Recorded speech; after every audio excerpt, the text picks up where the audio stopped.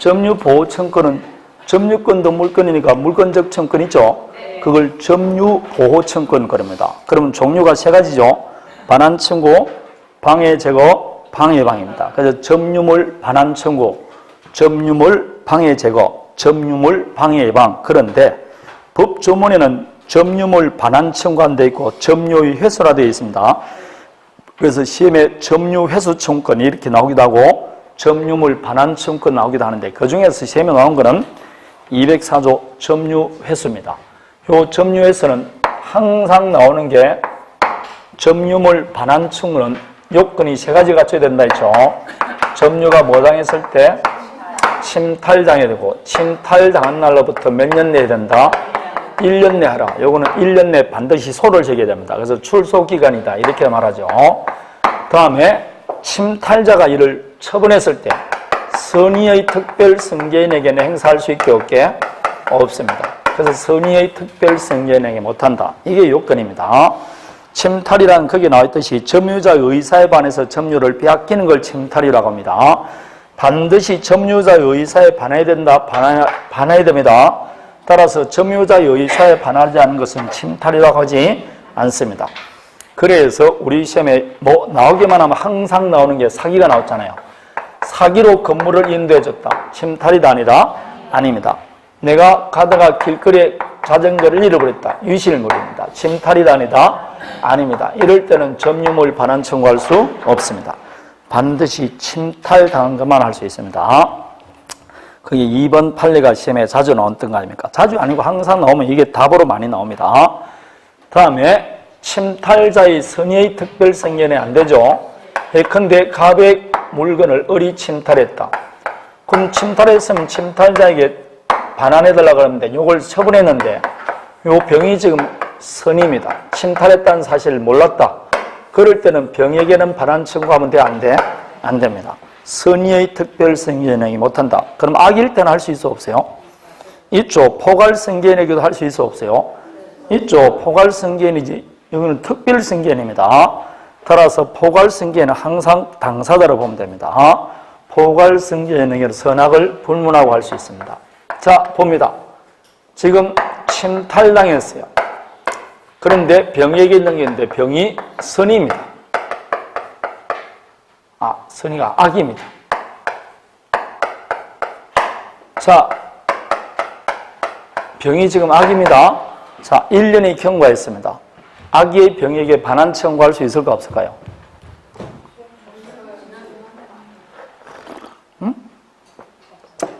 여기도 확실히 대립됩니까? 자, 이렇게 하면 우리 이렇게 출제하면 한 반 정도가 틀립니다. 된다는 사람도 있고 안 된다는 사람도 있어요.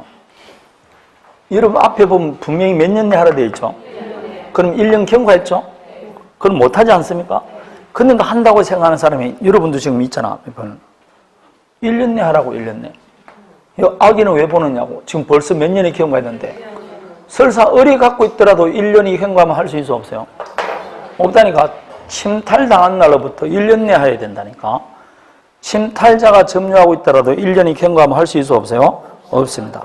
그 이야기입니다. 그걸 잘 기억해야 되지. 그러니까 자, 침탈자가 갖고 있더라도 안 됩니다. 몇 년 내 하라고? 1년 내 하라 되어 있습니다. 자, 요 세 가지가 항상 시험에 나옵니다. 요 중에 하나를 틀리게 해서 시험에 나오니까 기억이 되겠죠. 다시 책 66페이지로 돌아 앞으로 가봅니다. 66페이지를 가봅니다. 자, 요즘 나오는 게 이제 직간접 점유자입니까? 여기가 간접 점유자고 을이 직접 점유자입니다. 임대했다 이렇게 놓으면 됩니다. 근데 직접 점유자가 점유한 물건을 침탈당했어요. 그럼 직접 점유자도 점유자니까 당연히 반환 청구할 수 있게 없게? 있습니다. 문제는 간접 점유자도 할 수 있게 없게? 아까 간접 점유자도 점유자라 했죠? 반환 청구합니다. 다만 누구한테 반할 것을? 그렇죠. 점유 매개 관계 또한에는 을이 점유해야 되니까 직접 점유자에게 반할 것을 청구할 수 있습니다. 다만 직접 점유자가 반환받기 거부하거나 반환받을 수 없을 때만 자기에게 반할 것을 청구할 수 있습니다. 항상 먼저 누구한테 해야 된다고? 직접 점유자에게. 그게 동그라미 3번에 나와 있는 이야기입니다. 다음에 간접 점유자고 직접 점유자인데 이 직접 점유자가 간접 점유자의 의사에 반해서 그 물건을 다른 사람에게 임의로 양도한 겁니다. 누구 의사에 반해서? 간접 점유자의 의사에 반합니다. 그럴 때 간접 점유자는 점유권에 관해서 반환 청구할 수 있게 없게? 점유 회수 청구하기 위해서는 점유가 침탈당해야 된다 했죠. 침탈이란 점유자의 의사에 반하는 것인데 이때 점유자는 누굴 말한다? 직접 점유자입니다. 반드시 직접 점유자의 의사에 반한 것만 침탈이라고 합니다. 따라서 직접 점유자가 임의로 양도했으니까 침탈이다 아니다? 아닙니다. 설사 간접 점유자의 의사에 반하더라도 침탈이 아닙니다. 그래서 이때는 침탈에 해당하지 않습니다. 그게 3번, 4번 이야기입니다. 66페이지 간접 점유자 3번, 4번 나옵니까? 그 내용입니다. 요즘 다 이 간접 점유자 게 나오니까 잘 기억해야 됩니다. 자, 다음에 여러분 69페이지란다. 73페이지. 거기에 오른쪽에 있는 208조 암기하셔야 됩니다. 자, 여러분이 지금 책을 가지고 있죠. 책이 지금 소유권이 있지 않습니까? 여러분 거니까. 그렇지만 물건 하나 더 가지고 있어요. 뭐도 있다?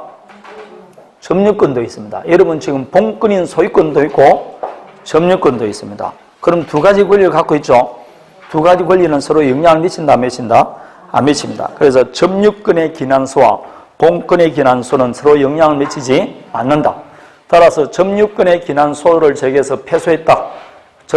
소유권에 관한 소 제기할 수 있게 없게 있습니다. 양자는 영향을 미치지 않는다 되어 있습니다. 다음에 밑에 거 외워야 됩니다. 전부 다 법조문만 나오니까 점유권의 기난소는 본권에 관한 이유로 재판하지 못한다. 그거 기억하시면 됩니다. 그 두 개는 암기하세요. 점유권의 기난소는 본권에 관한 이유로 재판하지 못한다. 두 개의 소는 서로 영향을 미치지 아니한다 되어 있습니다. 자, 요게 점유권입니다. 그래서 점유권은 의의에서 중요하고, 다음에 점유에서 태양에서는 이제 자주점유, 타주점유, 다음에 201조에 있는 점유자와의 회복자의 관계, 마지막 204조에 있는 점유 회수 청구, 요게 중요합니다. 그래서 두 문제 이렇게 나올 수 있어요. 지금부터는 이제 여러분이 진짜 좋아하는 본권, 뭐에다? 소유권을 보여요. 제일 좋은 권리죠. 네, 제일 좋은 권리입니다. 자, 왜 좋냐? 소유권은 지배하기는 지배하는데 그냥 지배하는 게 아니고 사용 수익 플러스 뭐 할 수 있다? 처분할 수 있다. 그래서 사용가치와 교환가치 양쪽 모두 갖고 있는 권리입니다. 그래서 대단한 권리다. 그런데 소유권은 너무나 강력한 권리다 보니까 서로 이웃하는 부동산 소유자 상호 간에 분쟁이 생길 수 있어 없어요? 이겠죠. 그래서 서로 이웃하는 그게 상린 아닙니까? 서로 이웃하는 부동산 소유자 상호 이용 관계를 조절하기 위해서 우리 민법에 규정된 법률 관계를 뭐라 그런다? 상린 관계라고 합니다. 그 상린 관계에 대해서 봅니다. 그러면 첫 번째, 거기에 다시 나오는 거, 이 상린 관계에 관한 것은 비록 소유권에 규정되어 있지만 소유자에게만 적용된다 그러면 맞아 틀려요? 틀리죠. 부동산을 이용하는 용익권자 모두 적용됩니다. 따라서 법조문에 치상권도 상린관계에 준용한다, 전세권도 준용한다는 규정이 있습니다. 놀랍게도 둘 다 시험에 답으로 나왔어요. 전세권자에게도 상린관계에 준용된다, 그 답으로 나왔어요. 치상권자에게도 준용된다, 다 나왔어요. 다음에 상린관계에 관한 우리 민법 규정은 강행규정이다, 임의규정이냐? 지금 판례가 두 개 다 나와 있는데 두 개 다 임의규정이라고 판결이 나왔기 때문에 그냥 임의규정인 것으로 보는 겁니다. 판결이 그렇게 나온 겁니다. 다음에 자, 상린관계는 방금 제가 지상권, 전세권자에게도 준용된다고 그랬습니다. 토지를 이용하면 토지 임차인에게도 적용됩니다. 용익권자 모두에게 적용되는 겁니다. 그러면 이 상린관계는 서로 이웃하는 부동산 소유자 상호이용 관계되어 있는데 부동산이라고 되어 있으니까 상린관계는 토지에만 적용될까요? 건물에도 적용될까요?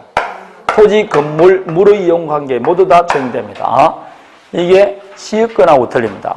지역권은 토지 이용관계만 해당한 것이고 이거는 토지가 아니고 건물 모두 해당됩니다. 자, 지역권은 요역지와 성역지가 반드시 이웃할 필요 없지만 이것은 이웃한 부동산 소유 이용 관계입니다. 그 상린 관계 중에서 우리 시험에 나올 것은 법조문만 보면 된다고 그랬습니다. 그래서 법조문 중에서도 여기 지금 나와 있는 거 216조 인지사용권, 다음에 3번 경계에 관한 상린 관계 나와 있죠. 오른쪽 경계선 부근에 공작물 설치에 관한 상린 관계, 요 세 가지만 보시면 됩니다. 그 중에서 오늘 그게 경계에 관한 상린 관계 보십시오. 237조 인접하여 토지를 소유한 자는 공동의 비용으로 통상의 경계표나 담을 설치할 수 있다 되어 있습니다. 자, 갑과 리 서로 이웃합니다. 근데 그 경계표나 뭘 설치할 수 있다? 담을 설치할 때는 방금 무슨 비용으로 되어 있습니까? 공동비용으로 되어 있죠. 그리고 통상의 경계표가 되어 있어요. 맞습니까? 그래서 통상 담은 두 사람이 공동비용으로, 그러면 여기가 50평이고 여기는 100평입니다. 자, 담 설치 비용 공동으로 부담해야 될까요? 평수에 따라야 될까요? 공동비용이라 제가 분명히 말했습니다. 평수하고 관계없습니다. 그래서 전항의 비용은 쌍방이 절반하여 부담한다. 그러나 청량비용은 무슨 비율에 따른다? 면적의 비율에서 부담한다 되어 있습니다. 청량비용은 다릅니다. 자, 그런데 여기는 잘 사는 사람이야. 부자예요, 부자. 여기는 상대적으로 약한 사람이다. 그러면 누가 담을 높게 살고 싶어 합니까? 부자입니다. 그래서 부자는 통상 담보다 2배로 높게 하고 싶고, 아니면 전기선을 설치하고 싶어. 이걸 특수담이라 그래요.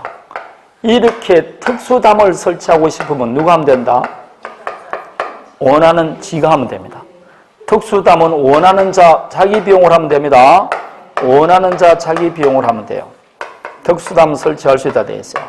자, 그러면 여기서 이제 통상 담장을 설치했어요. 이 담장은 누구 수락이에요?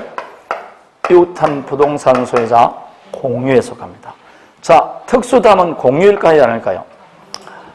일방이 비용을 부담했잖아. 그럼 공유도 아니다? 아닙니다. 그자 소유가 되는 겁니다. 그래서 밑에 특수담 보십시오.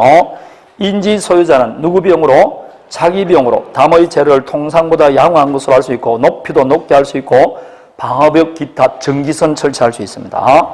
그럴 때 239조 공유로 추정한다. 단 경계표 담 구거 등이 일방 단독 비용으로 설치됐거나 담이 건물 일부일 때는 그러하지 않다. 건물 일부가 담이 될 수 있을까 없을까요? 지금 도시는 대부분 건물 자체가 골목길을 구성하지 않습니까? 그래서 건물 일부가 담이 될 수 있습니다. 이런 거는 공유가 되면 돼, 안 돼? 안 됩니다. 그래서 특수담이나 혹은 건물 일부가 담일 경우는 그때는 공유가 아니고 그저 단독 소유가 됩니다. 자, 공유일 경우 공유물 분할 청구할 수 있게 없게. 담을 분할해서 잘라고 분할 청구 못합니다. 밑에 분할 청구 금지되어 있지 않습니까? 자, 그럼 여기서 이제 판례, 담 설치와 관련된 판례를 지금 봅니다. 첫 번째, 갑과 을이 서로 이웃하는 토지 소유자인데 경계표 담이 없어요. 없을 때 일방이 담을 설치합시다라고 청구하면 상대방은 이에 응할 의무가 있게 없게. 이럴 때 을이 하는 말이 당신 안방도 잘 보이고 좋구만. 그러면 돼, 안 돼? 안 됩니다. 따라서 담이 없을 경우에는 담의 설치를 청구할 수 있고 상대방은 이에 응할 의무가 있습니다. 되겠습니까? 자, 두 번째 그렇습니다. 담이 있어요. 담이 있을 때 을이 야, 이 담장 보기 싫으니까 뭐하고? 철거하고 새로 설치합시다 라고 말합니다. 이럴 때 상대방은 응할 의무가 있어 없어요? 없습니다. 자, 그게 3번을 보십시오. 3번, 기존 경계표나 담장이 뭐이다? 공유인 경우 한쪽 토지 소유자가 인지 소유자 동의 없이 기존 경계표나 담장을 말 수 없고 제거할 수도 없고, 왜냐, 직이 아니잖아요. 공유잖아요. 다음에 한쪽 토지 소유자 의사만으로 새로운 경계표나 담장 설치하도록 강제할 수 없습니다. 알겠습니까? 자, 마지막입니다. 이 이웃하는 토지 소유자인데 방금 요거는 담이 공유라 그랬죠. 그럼 1방만이 부담해서 담 설치할 수 있어 없어요? 특수담 설치했잖아. 그럼 1방의 비용입니다. 이럴 때는 갑은 기존 건물 담장 철거하고 새 담장 설치합시다 했을 때는 응해줘야 된다는 응해줘야 된다. 응해줘야 됩니다. 이한입니다. 기존 경계표나 담장에 대하여 한쪽 토지 소유자가 처분 권한을 가지고 있으면서 이거는 공유가 아닙니다.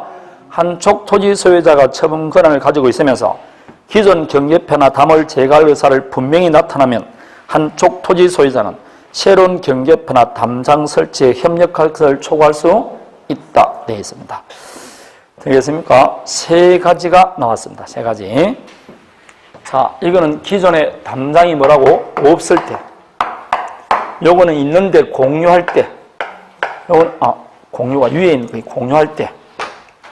요거는 공유가 아니고 일반 단독 소유할 때. 여기에 담장 설치에 가는 겁니다. 암기하셔야 됩니다. 자, 다음에 상린관계 중에서 우리 시험에 제일 많이 나오는 게 뭐가 있게? 주의 토지 통행권입니다. 오른쪽에 있는 주의 토지 통행권입니다. 이것은 언제 인정해준다? 세 가지 케이스입니다. 첫 번째, 뭐가 없을 때, 통로가 전혀 없을 때. 두 번째, 통로가 있더라도 통로로서 기능을 하지 못할 때. 세 번째, 통로 개설할 때 너무 과다한 비용이 들 때. 그렇습니다. 더 편리하다는 이유만으로 달리면 돼? 안 돼? 안 된다 그랬습니다. 더 편리하다는 이유만으로는 인정해주지 않는다. 자, 그러면 통로를 인정할 때 통로의 폭이나 면적은 어느 범위 내에서 인정할 것이냐? 그것은 현재 토지용법에 따른 이용 범위 내에서 한목적적으로 인정한다. 현재 그 토지가 뭐로 사용하느냐? 주구용이냐? 공장이냐? 농이냐에 따라서 달라진다는 겁니다. 따라서 농 같으면 우마차가 지나갈 정도는 돼야 될 것이고 주거용 건물 같으면 가정생활을 영위하는 데 필요한 범위 내에서 인정해 주는 겁니다. 일률적으로 몇 미터 그러면 돼? 안 돼? 안 된다 이 말입니다. 그럴 때 작년에 나왔듯이 이게 지금 현재 나대지다. 그럼 장차 연립주택을 신축할 것이다. 그럼 장차 이용상을 미리 고려할 필요 있어 없어요? 그게 답으로 나왔지 않습니까? 제일 밑에 나온 겁니다. 장차 이용상까지 미리 대비해서 통행료를 정할 것은 아니다 되어 있습니다. 그럴 때 건축법에 몇 미터 도로라고 규정이 되어 있어요. 그럼 건축법에 따라야 된다? 따를 필요 없다? 따를 필요 없습니다. 건축법과 주의토지통행권은 관계가 없습니다. 자, 그러면 주의토지통행권이란 만일 기존에 통로가 있습니다. 그럼 통로였으면 통행하면 되겠죠. 그럼 통로가 없으면 적극적으로 통로를 개설할 수도 있대요. 이렇게 통로 개설할 수도 있습니다. 이렇게 조용하다. 주의토지통행권이 이게 공거 아닙니까? 제가 그린 거를 항상 이렇게 그렸잖아요. 여기에 갑의 토지고, 근데 을의 토지가 있는데 요 을 토지 옆에 있는 여기 지금 하천이에요.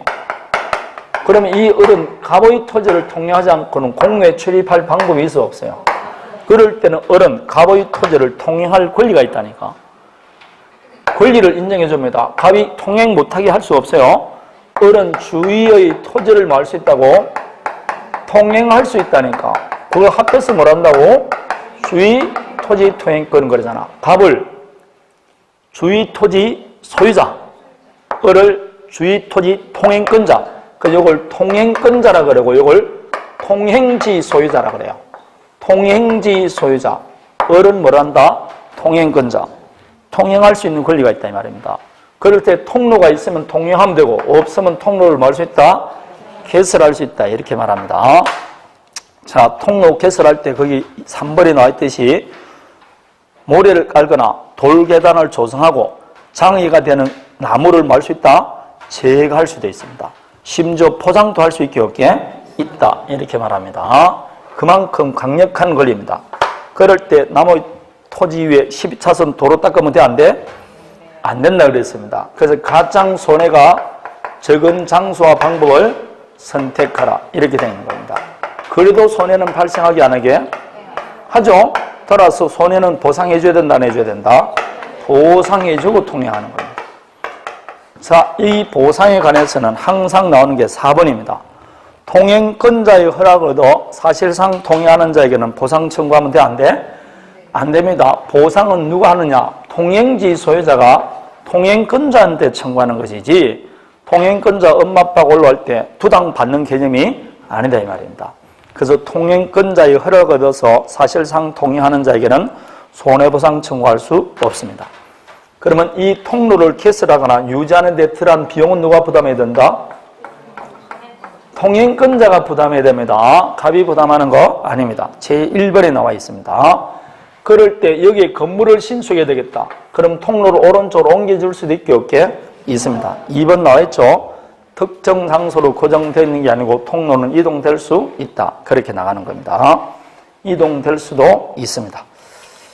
자, 1, 2, 3번 위에 행사에 대해서 봤습니다. 자, 그러면 다시 주의 토지 퇴행권을 행사할 때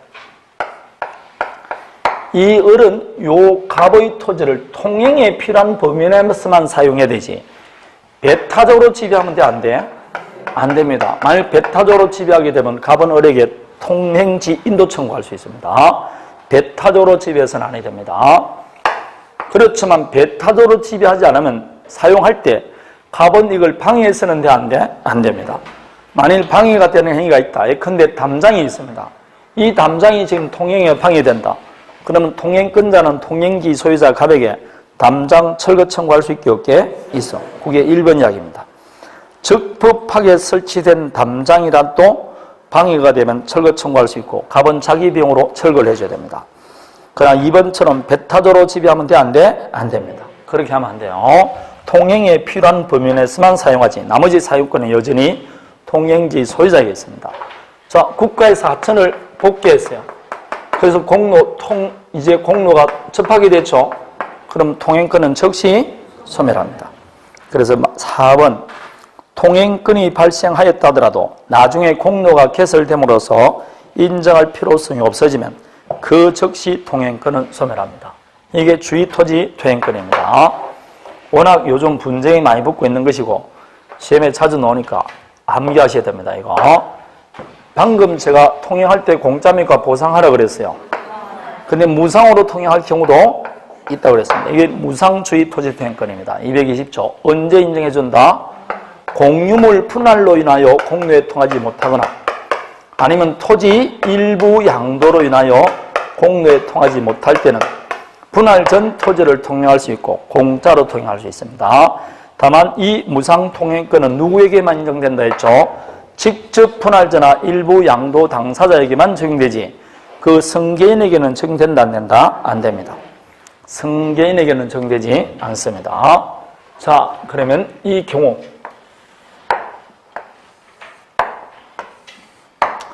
갑과 을이 한 필지를 공유하고 있어요. 이건 병토지입니다. 여기에 공로가 있고 여기에 공로가 있습니다. 지금 이 토지는 갑과 을이 뭐하고 있다? 공유하고 있습니다. 그런데 우리 공유물 분할하자. 오케이. 하면서 분할을 했는데 요 땅으로 분필한 겁니다. 이렇게 되면 갑이 위에 걸 소유하고 을이 밑에 걸 소유하게 되면 졸제 을의 토지는 무슨 토지 된다? 맹지가 된다고 이게. 지금 왜 맹지가 되어버렸다고? 공유물 분할로 인하여. 그럴 때 을은 공로에 통용하기 위해서 다른 분할자, 누구 토지를? 갑 토지를 통용할 수 있고 이때는 무상통행권이 인정된다 이 말입니다. 그러나 을이 이걸 다른 사람에게 토지를 다시 매각했다. 그 사람은 공짜가 아닙니다. 직접 분할 당사자에게만 적용됩니다. 그럴 때 을이 갑자기 누굴 찾아가느냐? 병을 찾아가서 당신 토지를 통용하겠다는 겁니다. 대신 뭘 주고?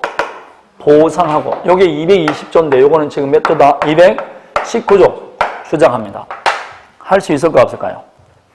이 을은 지금 병의 토지를 통해서도 공로에 출입할 수 있잖아. 병에게 보상하고 통행권 주장할 수 있게 없게. 거의 마지막 줄 없다고 되어 있잖아. 응?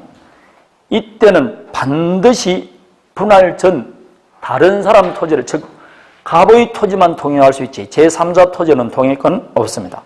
그래서 무상 통행권이 인정되는 이상 제3자 소유 토지에 대해서는 219조에 따른 통행권 주장할 수 없습니다. 나와 있습니다. 자, 요게 상린관계, 주의 토지 퇴행권에 관한 겁니다. 다시 소유권 취득 원인 중에서는 이제 법률행위로 인한 소유권 취득, 시효취득, 무조물 선점, 유시물 습득, 부합호나 가공 이걸 봅니다. 그 중에서 원래는 시효취득은 100% 나온다 이렇게 보면 됩니다. 자, 시효취득할 때 문제되는 거, 시효취득되는 객체는 자, 토지 일부도 시효취득할 수 있어 없어요? 있다고 그랬습니다. 한필 일부도 시효취득할 수 있습니다. 공유 지분도 시효취득할 수 있어 없어요? 지금 소유자가 누구인지 불명하다. 이걸 성명불상자라고 합니다. 그런 토지도 시효취득할 수 있어 없어요? 있습니다. 국유재산도 시효취득할 수 있다. 국유재산은 제 말은 국유재산이 아니고 국유재산은 원칙적으로 시효취득이 안 되지만 일반 재산은 됩니다. 옛날에 잡종재산이었죠. 일반 재산은 됩니다. 그러면 시효 완성 당시는 일반 재산이 맞았는데 시효 완성 후 행정재산으로 변경이 됐습니다. 시효취득 주장할 수 있게 없게? 없습니다.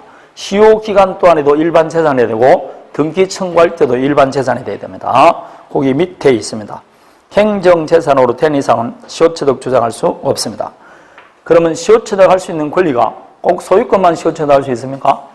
아니죠. 분묘기지권도 시효취득할 수 있어 없어요? 지상권도 시효취득할 수 있고 당연히 과학권, 어권도 시효취득할 수 있습니다. 그럼 시효취득할 수 없는 권리는 어느 시효취득이든지 점유를 해야 됩니다. 그럼 점유하지 않는 권리는 시효취득이 아니 돼요. 대표적인 뭐가 있다? 저당권. 저당권자는 목적물을 점유를 안 합니다. 그래서 하나 외울 것. 저당권이 안 된다. 다음에 유치권도 안 됩니다. 유치권은 법정 담보물건이니까 법률에 규정된 요건을 갖춰야만 인정되지 시효취득이 안 됩니다. 나머지는 볼 필요 없죠. 유치권, 저당권입니다. 그리고 지역권은 계속되고 표현된 것만 시효취득되죠. 왜냐하면 지역권자가 그 토지를 배타적으로 점유하는 것은 아니니까 계속되고 표현된 것만 시효취득할 수 있습니다. 자, 갑과 을이 서로 이웃하는 토지 소유자입니다. 그런데 갑이 이웃 토지 소유자 지중 2m에 배관을 설치했어요. 이 배관을 설치하고 20년의 경우가 있습니다. 자, 갑은 을 토지에 용수 지역권 시효취득 했게 안 했게? 배관을 20년간 설치해서 계속 배관이 진행하도록 했다니까. 시효취득 했게 안 했게? 안 되죠. 왜 안 됩니까? 그렇죠. 표현이 안 됐잖아. 외부에 표시가 안 돼 있잖아요. 이런 거는 시효취득이 안 됩니다. 계속되고 표현된 것만 시효취득 한다고 그랬어요. 자, 문제는 이제 자기 소유 부동산도 시효취득 할 수 있을까 없을까요? 자기 소유 부동산도 시효취득 할 수 있습니다. 자, 여기서 이제 그게 계약 명의신탁이라는데 그냥 간단하게 명의신탁을 보면 이런 겁니다. 갑이 지금 토지를 명의신탁했어요. 예컨대.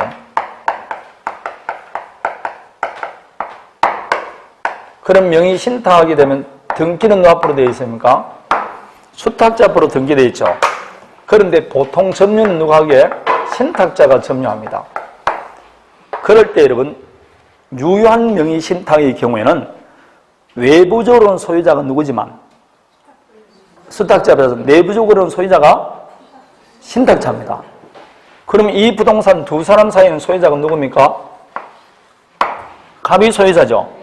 그런데 이 갑이 지금 등기는 누구 앞으로 되어 있다? 은 앞으로 되어 있어요. 이 기가 10년이 경과했어요. 20년이 경과했습니다. 그럴 때 두 사람 사이에는 소유자는 누구라고? 갑이면서 갑은 나는 이 토지를 시효취득했다고 주장할 수 있게 없게 있어. 판례가 말하기를 자기 소유 부동산도 시효취득할 수 있다라고 말했습니다. 그래서 이른바 계약명의 신탁을 하고 신탁자가 부동산을 점유하면서 수탁자에게 점유취득 시효 주장합니다. 할 수 있게 없게 있다는 겁니다. 그래서 우리 시험에도 출제됐습니다. 자기 소유 부동산도 시효취득할 수 있게 없게 있습니다. 그런데 이 경우는 아니 됩니다. 이거는 말이 안 맞는 게 거기 보십시오. 부동산에 관해서 적법 유효하게 등기를 뭐라고? 마쳤어. 이 말은 갑으로부터 을이 부동산을 매수해서 점유하고 등기했습니다. 이렇게 적법하게 뭐 했다고? 점유하고 등기하고 있는 자입니다. 이 자가 20년 경과해서 나는 내 토지 시효취됐다. 그렇다고 서로 주장하면 되게 안 되게? 안 됩니다. 그때는 아니 됩니다. 이것은 취득시효 기초가 되는 점유가 아니라고 봅니다. 이거는.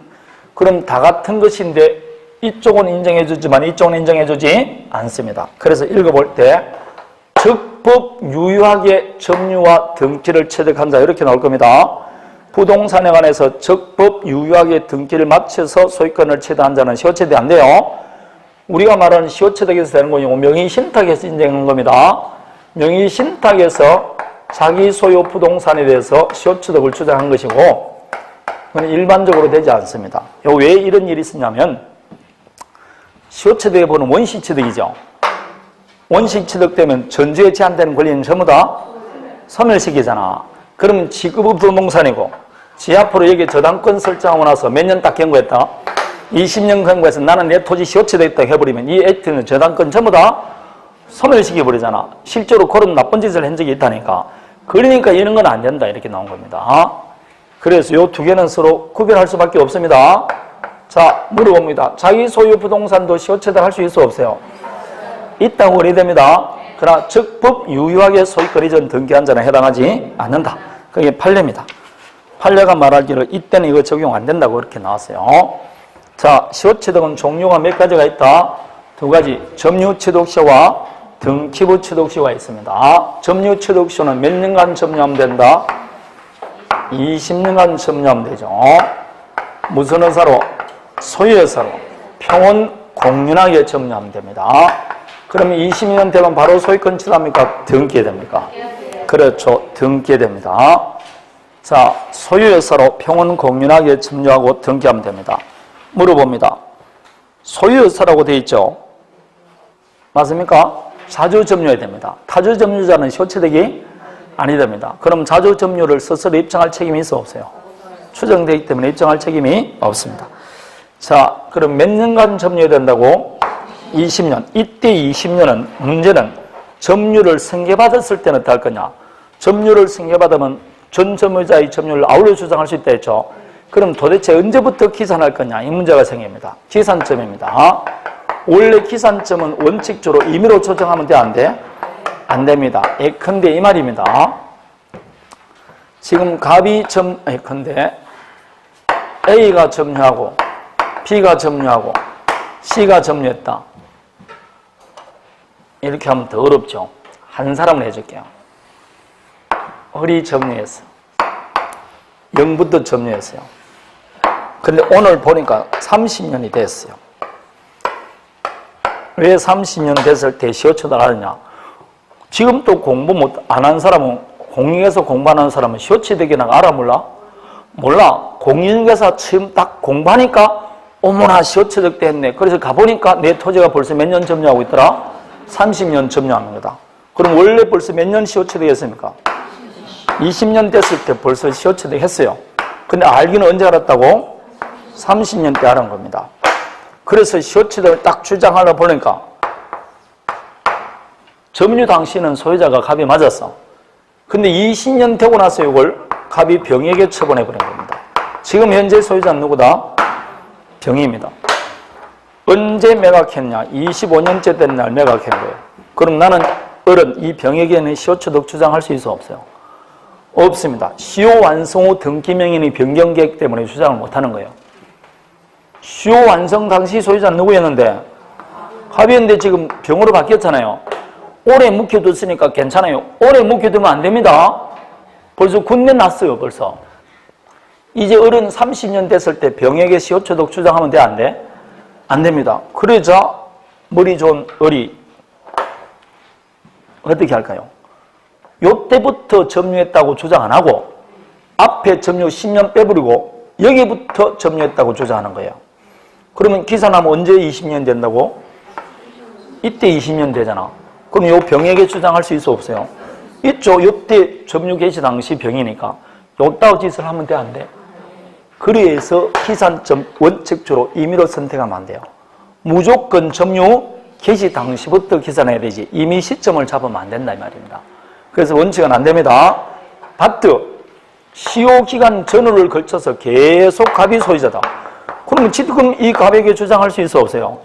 그럴 때는 시점 임의로 잡아도 관계가 없습니다. 그래서 등기명인이 변동이 없으면 기산점 임의로 선택할 수 있고 거꾸로 오늘부터 20년 전에 점유했다. 역산할 수도 있다는 게 판례입니다. 그게 박스에 있는 겁니다.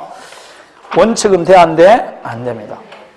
자, 다음에 20년 되면 바로 소유권 취득합니까? 등기됩니까? 등기되죠? 그럼 아직 등기하기 전까지는 소유권이 있습니까? 없습니까? 없으니까 소유권 이전 등기 청구권이 발생할 겁니다. 그럼 이거는 채권적 청구권입니까? 물권적 청구권입니까? 당연히 아직 소유권이 없으니까 채권적 청구권입니다. 자, 그러면 소멸시 해당돼야 되겠죠? 그런데 판례가 말하기를 시효취득자가 목적물을 뭐할 경우에는 점유하는 경우는 소멸시효 걸리지를 않는다. 이렇게 말합니다. 점유하는 경우는 소멸시효 걸리지를 않습니다. 자, 물어봅니다. 시효 완성되고 난 다음에 어디 점유가 상실됐어요. 점유가 상실되면 이미 취득했던 등기 청구는 소멸된다, 안 된다? 안 됩니다. 그때부터 시효가 진행되는 것이지 이미 취득했던 등기 청구권이 소멸되는 거 아닙니다. 2번 이야기입니다. 시효 완성 후 점유자가 그 후 점유를 상실한 경우에도 그것이 시효의 포기가 아닌 한 이미 취득했던 등기 청구는 소멸되지 않습니다. 자, 시효 완성됐습니다. 그래서 등기를 딱 청구하려 보니까 그 등기가 무효등기입니다. 그럼 무효등기 명의자에게 시효취득 주장하면 돼, 안 돼? 안 됩니다. 그거 3번입니다. 시효 완성 당시 보존 등기나 이전 등기가 무효인 경우 원칙적으로 등기 명의는 시효취득을 원인으로 시효취득, 말로 하면 안 되겠죠. 근데 여러분, 갑의 입장에서는 자기 부동산 날아가는 겁니다. 근데 등기 서류가 유효됐어요. 유효돼서 지금 누구 앞으로 등기가 되어 있냐? 병 앞으로 등기되어 있어요. 그런데 어리 시효 완성했습니다. 등기부상 소유자에게 딱 주장하다 보니까 이 등기가 무슨 등기? 무효등기 아닙니까? 그럼 이 어른 병을 상대로 시효취득 주장하면 돼, 안 돼? 안 됩니다. 그래서 등기 넘어가면 갑의 입장에서는 내 부동산이 날아간 거 아닙니까? 근데 이 사람에게는 처분 권한이 있어, 없어요? 없습니다. 안 해야 됩니다. 그래서 무효등기자, 등기 명인이 무효인 경우 그 자를 상대로 시효취득 주장하면 안 돼요. 그럼 땡이냐? 아닙니다. 갑은 병에게 등기 말소 청구할 수 있어, 없어요? 그러면 어른 누굴 대의해서? 갑을 대의해서 병 앞으로 된 등기를 뭐해서? 말소해서 누구 앞으로 회복한 다음 갑에게 등기를 회복한 다음 갑에게 시효취득 주장해야 됩니다. 그게 3번 화살표 이야기입니다. 시효취득자는 소유자를 대의하여 등기 말소를 구하고 다시 소유자를 상대로 시효취득 주장해야 됩니다. 무효등기자에게는 시효취득 주장할 수 없습니다. 이해되겠죠? 자, 다음에 등기부취득시효입니다. 등기부취득시효는 점유만 하고 있습니까? 등기가 되어 있습니까? 그렇죠. 그러면 몇 년만 하면 된다? 10년입니다. 자, 요때 점유도 10년이고 뭐도 10년이다? 등기도 10년입니다. 근데 점유의 승계를 인정하듯이 등기의 승계도 인정해준다, 안 해준다? 해줍니다. 그래서 전 등기 명인의 등기한까지 합산해서 10년이면 돼요. 그를 등기는 등기대로, 점유는 점유대로 승계받으면 되기 때문에 각각 10년이면 됩니다. 때를 같이 해서 10년일 필요는 없다. 그렇게 말합니다. 자, 이때 이 경우 등기는 반드시 적법 유효한 등기가 됩니까? 아니죠. 무효등기라도 무방하다 안 하다. 그래서 무효등기라도 시효취득할 수 있습니다. 딱 하나 안 되는 게 있죠. 이중보존등기로서 무효인 후보존등기에게서는 시효취득이 아니 됩니다. 이중보존등기는 아니 됩니다. 그거 외에는 인정됩니다. 다음에 자기 앞으로 등기하지 않더라도 등기부 취득시 할 수 있는 사람이 있죠. 누구다? 상속인. 상속인은 자기 앞으로 등기하지 않더라도 피상속인 명의로 된 등기를 자기 등기라고 주장할 수 있어요.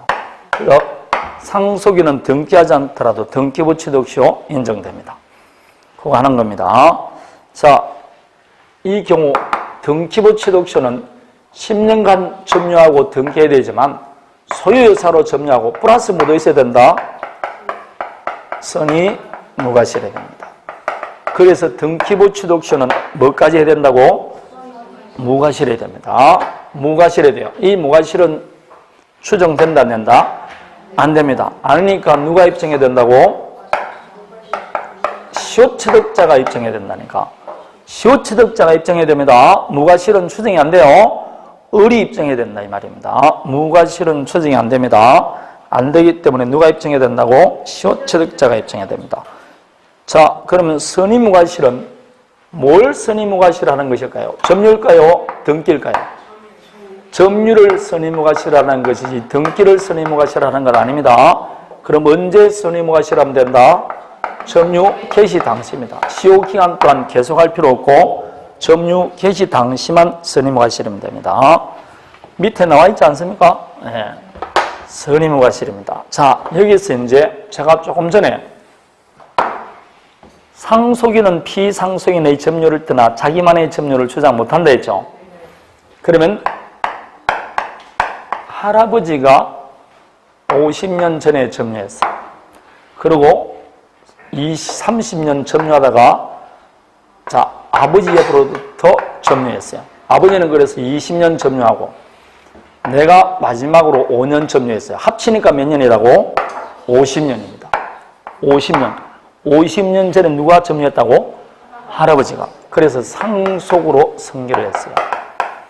자, 나는 몇 년 점유했다고? 5년 점유했습니다. 시효취득 주장합니다. 그건 전부 다 등기부 취득시효예요. 그러기 위해서는 첫 번째 10년 다 됐죠? 50년이라니까. 50년 점유하고 50년 등기가 됐어요. 자, 그런데 시효취득에서는 선의무과실해야 되죠. 언제 때 선의무과실해야 된다고? 점유 개시 당시. 그러면 이 을은 아버지가 점유할 때 선의무과실을 점유 개시 당시니까 입증해야 될까요? 할아버지를 입증해야 될까요? 아버지 점유만 빼더라도 합치라도 몇 년이라고? 25년입니다. 주장할 수 있게 없게? 안 돼요. 상속인은 피상속인의 점유를 할 때나 자기만의 점유를 주장 못하니까 이 경우 나는 몇 년만 주장할 수 있다? 50년밖에 주장 못해요. 앞에 10년은 빼고 이런 거 안 됩니다. 그럼 점유 개시 당시 선의무과실해야 되니까 언제? 할아버지가 점유할 때 무과실을 내가 입증해야 돼요. 무과실은 추정이 안 되니까 얼굴 본 적도 없는 할아버지가 점유할 때 내가 무과실했다는 걸 내가 입증해야 돼요. 엄청 힘듭니다. 보기보다 할아버지가 점유할 당시 무과실로 점유했다는 걸 내가 입증해야 된다니까. 할아버지 본 적이 있어 없어?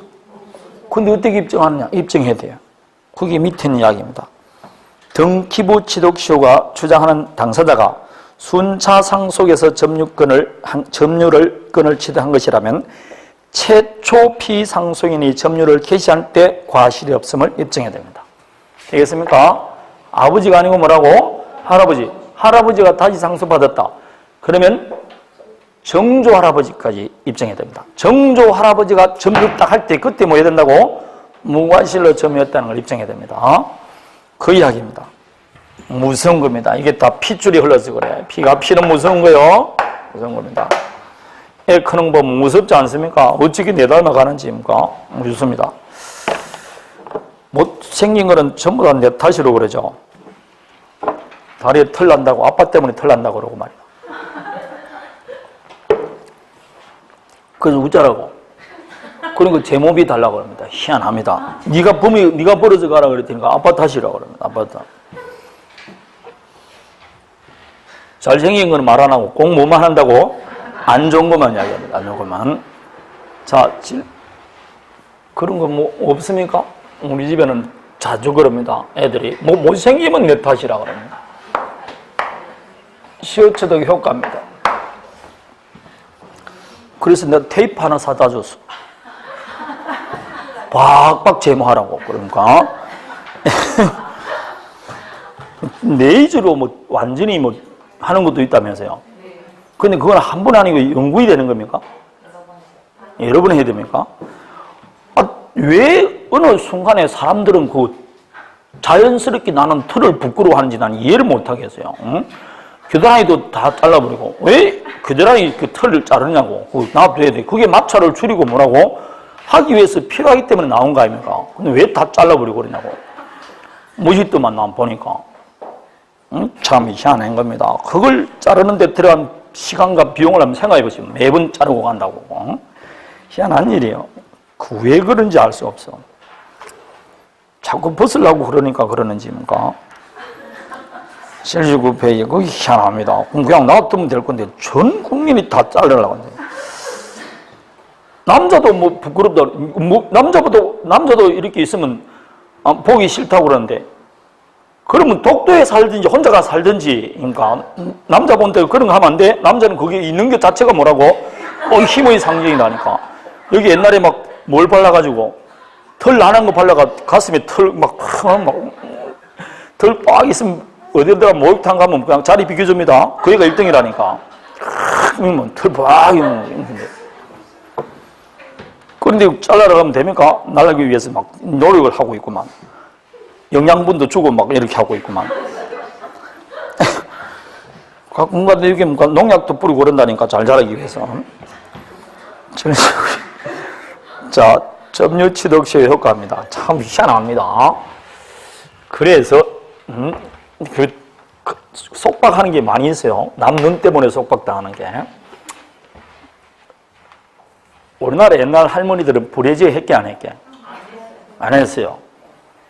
그래서 보면 그래도 위에 저고리가 굉장히 이만큼밖에 안 오지 않습니까?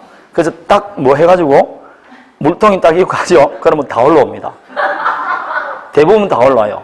옛날엔 다 올라왔었어요. 그리고 그 그림 그림도 보면 뭐라고? 다 나오게 돼 있어요. 그리고 애를 보통 18세, 19세 되면 벌써 애 하나씩 다 낳지 않습니까? 그러면 다 물리고 다녔다고, 이렇게. 이렇게 하면 다 올라옵니다. 근데 한 사람도 그걸 이상하게 본 사람이 없어요. 그때는 그 시대에 아무 상관도 없었는데, 괜히 양놈들이 들어오면 뭐부터 뭐라고? 지들은 더 보고 다니면서 뭐라고? 그러니까 지금 여러분들 지금 얼마나 힘들게 다니고 있습니까? 그거 없는 세상을 나는 부러지고 있습니다. 우리는 괜찮아요. 한 10년 딱 지나죠. 아무도 뭐라고 그러지 않을 거라고. 그건 사람 눈이 그런 겁니다. 여러분, 내 눈에서 이 코가 보일까 안 보일까요? 천만의 말씀. 코 위에 뭐 하나 얹어놔 보십시오. 늘 보입니다. 이거 한번 봐봐요. 이렇게 하면 이거 보여요, 안 보여요? 보이죠? 근데 이거는 계속 있기 때문에 눈이 이 코를 무시합니다. 그래서 마치 내 눈에 안 보인 것처럼 눈이 이 정신작용을 만들어가지고 안 보이게 하는 거예요. 침실은 보입니다. 근데 자주 보니까 이걸 뭐라고? 눈이 무시합니다. 그래서 뭔가 조그마한 좁쌀 하나 올라가면 보이게 안 보이게? 보입니다. 근데 이 코만큼은 안 보여요. 왜합니다? 눈이 그렇게 된 거예요. 그냥 계속 보면 뭐라고? 아무렇지도 않는 겁니다. 그게. 아무렇지도 않은 겁니다. 그게. 10년 갈 필요 없어. 3년만 가더라도 아무렇지 않은 겁니다. 그런 겁니다. 자, 시효 효과입니다. 당연히 원시체득입니다. 원시체득이니까 전주에 제한되는 권리는 전부 다 소멸합니다. 다음에 소급합니다. 따라서 시효체득자가 점유하는 동안에 발생했던 이 과실 같은 거는 반환할 필요 있어 없어요? 없습니다. 소급하기 때문에 그렇습니다. 자, 그러면 다시 시효 완성됐습니다. 20년 시효 완성이 됐어요. 그럼 어른 등기부상 소유자에게 시효체득 주장할 수 있어 없어요? 주장하면 갑은 등기해줘야 된다, 안 해줘야 된다? 등기해줄 의무가 있습니다. 자, 그러면 을이 갑에게 등기를 청구하면 갑은 등기해줄 의무가 있는 자죠. 그런데 아직 등기하지 않았다는 이유로 갑이 을을 상대로 내가 소유자다. 당신은 왜 내 토지를 점유하느냐? 당신의 점유는 불법 점유다. 따라서 토지를 마고 명도하고 그 토지에 있던 건물이 있으면 건물을 마고 설거하고 그 다음 사용이익을 부당이득으로 반환해달라 할 수 있어 없어요? 없습니다. 이거 자주 나옵니다. 을이 갑에게 등기를 청구하면 갑은 등기해주고 해줄 의무가 있고 함으로써 점유 개시 당시부터 소유권을 취득할 지위 있는 자에게 요따구 지선에서는 아니 된다. 이렇게 나오는 겁니다. 거기 밑에 있는 1번 이야기입니다. 불법 점유를 이유로 된다 안 된다? 안 됩니다. 자, 여기서 이제 좀 어려운 문제 하나 들어갑니다. 심학습입니다. 지금 갑이 등기부상 소유자고 을이 점유하고 있습니다. 소유에 서로 평공연하게 점유해서 20년이 됐어요. 20년 되면 바로 소유권 취득합니까? 등기됩니까? 등기됩니다. 등기하기 전까지는 여전히 소유자는 누굽니까? 갑이 소유자입니다. 그런데 등기부상 소유자 갑이 을은 지금 갑에게 시효체득을 하면 장차 소유권을 취득할 지위 있는 자에게 있는데 여기에 담장을 설치하는 겁니다. 서로 이제 이웃하는 거죠. 이럴 때 담장 설치하지 못하도록 청구할 수 있냐? 거기 2번 이야기입니다. 시효체득은 완성되었으나 아직 이전 등기를 경유하기 전에 토지 소유자가 그 토지 위에 담장을 설치합니다. 자, 이럴 때 첫 번째, 이 어른 소유권에 의해서 담장 철거하라고 방해 제거 청구할 수 있을까 없을까요? 없습니다. 왜냐? 등기하기 전까지는 뭐가 없다? 소유권 없으니까. 그렇지만 이 어른 지금 뭘 하고 있습니까? 그럼 점유권에 관한 방해 제거로서 담장 철거 청구할 수 있게 없게 있다는 게 판례입니다. 그래서 시효취득자는 소유권에 의해서는 철거 구할 수 없지만 점유권에 의한 방해 배조로서 담장 철거 청구할 수 있다. 이렇게 말합니다. 소유권에 관해서 하는 게 아니고 점유권에 관해서 합니다. 그리고 바로 갑을 상대로 시효취득 원인으로 등기 청구하면 됩니다. 다음에 이 시효이익도 포기할 수 있느냐? 시효이익 포기에 관해서는 딱 한 문제밖에 시험에 나온 적이 없어요. 근데 요즘 들어서 이게 굉장히 시험에 다른 시험에 많이 나옵니다. 그래서 지금 몇 가지를 제가 나올 수 있는 걸 뽑아놨어요. 자, 등기부상 소유자입니다. 을이 점유해서 시효가 완성됐어요. 그래서 을이 갑을 상대로 시효취득했다고 주장해서 소를 제기했습니다. 소송 진행 중에 을이 갑 소유를 인정하고 합의해서 소를 뭐 했다? 시하였어요. 이랬다는 것은 시효이익을 뭐 하겠다? 포기하겠다는 사를 합니다. 요게 우리 시험에 출제된 겁니다.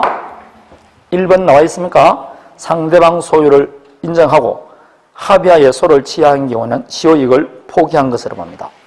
그런데 아까 이야기했죠. 시효 완성된 다음에 시효취득자가 등기부상 소유자를 상대로 매수 제의했다 해서 타주 점유로 전환되는 것도 아니고 시효이익 포기하는 것도 아니라 했습니다. 그 2번 이야기입니다.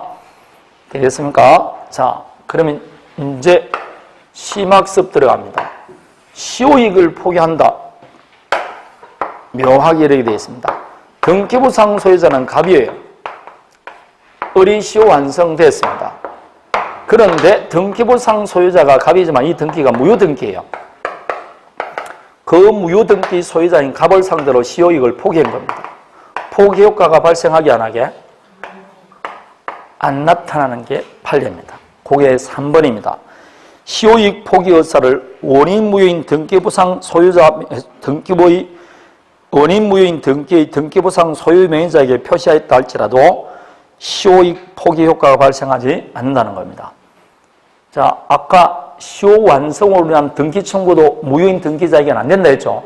포기도 마찬가지입니다. 이것도 일종의 처분권한이기 때문에 권리자에게 된다는 겁니다.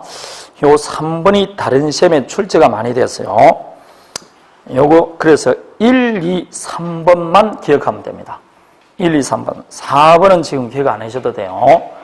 너무 어려운 이야기입니다. 이건 나중에 판례할 때 제가 보도록 하겠습니다. 자, 여기까지 해당됩니다. 그런데 지금부터는 뭘 봐야 되느냐? 등기부 취득처는 관계없는데 이제 점유 취득처를 가지고 등기와 관계 있는 게 있습니다. 지금부터 점유 취득처에 대해서 보도록 합니다. 좀 쉬었다 할게요.